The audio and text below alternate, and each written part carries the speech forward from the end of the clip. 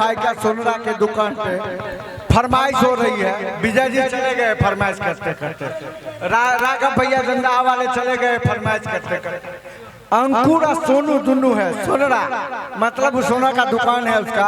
अंकुर और सोनू और दोनों रिक्वेस्ट कर रहा है कि भैया को बोलिए थोड़ा सा गा मिले के बुलाए तो के सोनरा के दुकान पे। आएगो अभी नया गाना आया है मेरा कि लड़का बाटे तो हरे जान। हाय हाय हाय ये सुने हैं, हम इनको बोल रहे हैं कि भूल गईलू सब के ए निशा लव के। ये अभी नया ट्रेंडिंग में चल रहा है, रील के ऊपर ये में चल रहा है। बिल्कुल आप लोग देखिएगा, मैंने आज ही सुना ये जी अभी रिलीज हुआ कि भूल गईलू सब के आ ए निशा लव के आ दिलवाई कहरे जा। आप कहिएगा कि हक भले पियऊ के बाटे, हक भले पियऊ के बाटे। अच्छा बाकी लड़का तोहरे हवे जा। हां ठीक बात, 2 साल पहले वाला प्रेम रहे, पियऊ के बाटे लड़का खाली तोहरे बा। हक भले पियऊ। आप भाई ओरिजिनल बात कि भूल गईलू सब के ए जानू लव के, भूल गईलू सब के ए जानू लव के दिलवाई कहरे जा, दिलवाई कहरे जा। हक भले पियवा के बाटे, हक भले पियवा के बाटे लइका तोहरे हाथे जा। हक भले पियवा के बाटे लइका तोहरे हाथे जा। हक भले पियवा के बाटे। हाय रे ओठ लाली, हाय रे कजरा, हाय रे ओठ लाली, हाय रे कजरा।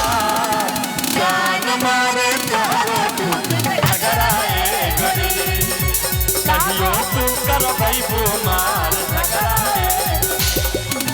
हाय रे ओठ लाली, हाय रे कजरा, हाय रे ओठ लाली, हाय रे कजरा। जान मारे तोहरो टूट घबराए गोरी।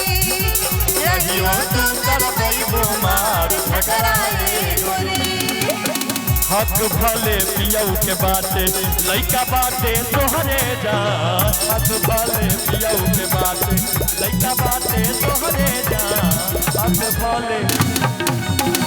अब लइका कहता, हम कहता निशा जी से कि के बियाहवा ससुरा चल गइलू ए निशा काहे तू बदल गइलू। तो वो वाली बात है ना हाँ कि शादी से पहले मैं आपकी थी, अब तो शादी हो गया ना, तो अब तो पति देव जी की ए राजा तोहरो से मजा कोई ले होई तब हमरो के मजा कोई दे ले। उहे बात बा, लेकिन हम एकरा अच्छा गाना में लेके तब गई नहीं कि के बियाहवा ससुरा चल गइलू ए निशा काहे तू बदल गइलू। तब ई कही है निशा जी कही है कि सब जानो टपियबे के कइल हो आ बाकी लइकाई तोहरे पगइल हो। तो वही बात कि लइका तोहर के पापा कहता, लइका तोहर के पापा कहता, लइका तोहर के पापा कहता, लइका तोहर के पापा कहता। जो ही आज कोई बड़ा गोदी में खेला के ओही दिन से खोजता रे खोजता जिला के लइका तोहर के पापा कहता, हमरा सैया जी के चाचा कहता, लइका तोहर के पापा कहता, हमरा सैया जी के चाचा कहता। हक भले पियऊ के बाटे लइका बाटे तोहरे जा, हक भले पियऊ के बाटे लइका बाटे तोहरे जा, हक भले पियऊ। ए भैया एगो गाना गाने दीजिए थोड़ा सा पूरा, एको गाना पूरा खाली कर दीजिए ना मंचवा यार, आप लोग पता नहीं कि कहाँ धैले बनी पगला के भेस के आ देखे आबो यार जुआ सिवेश के। तभी कही है कि तू हरी है बात मनवा हमर क्या बात? होता हो आ हम लइका भी तोहरे के जो होता हो। कैसे लइका कैसे रोई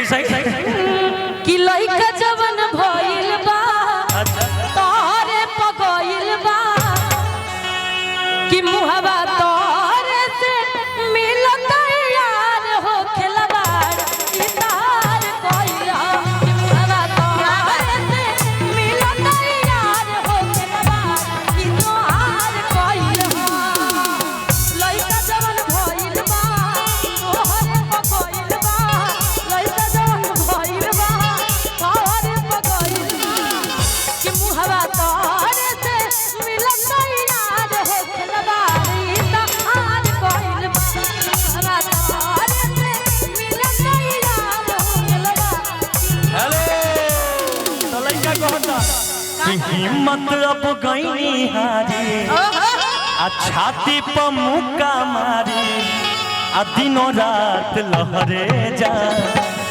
आप कहिएगा कि हक भले पियौ के बाटे हक भले पियौ के बाटे लइका तोहरे हवे जा हक भले पियौ के बाटे लइका तोहरे हवे जा हक भले पियौ के बाटे।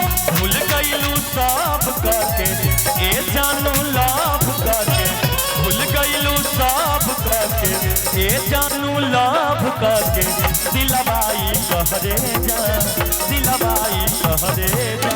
हक भले पियौ के बाटे हक भले पियौ के बाटे लइका तोहरे हवे जा हक भले पियौ के बाटे लइका जानू तोहरे हो हक भले रजऊ के बाटे लइका बाटे तोहरे जा।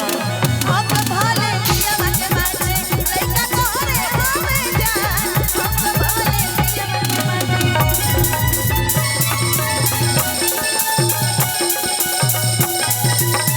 हक भले लइका बाटे तोहरे जा हक भले पियऊ के बाटे। ऐसे लग रहा है मछली बाजार में हम लोग खड़े हैं। हाँ ये अब रोहू चारों है बगल ये से- मांगुर है ये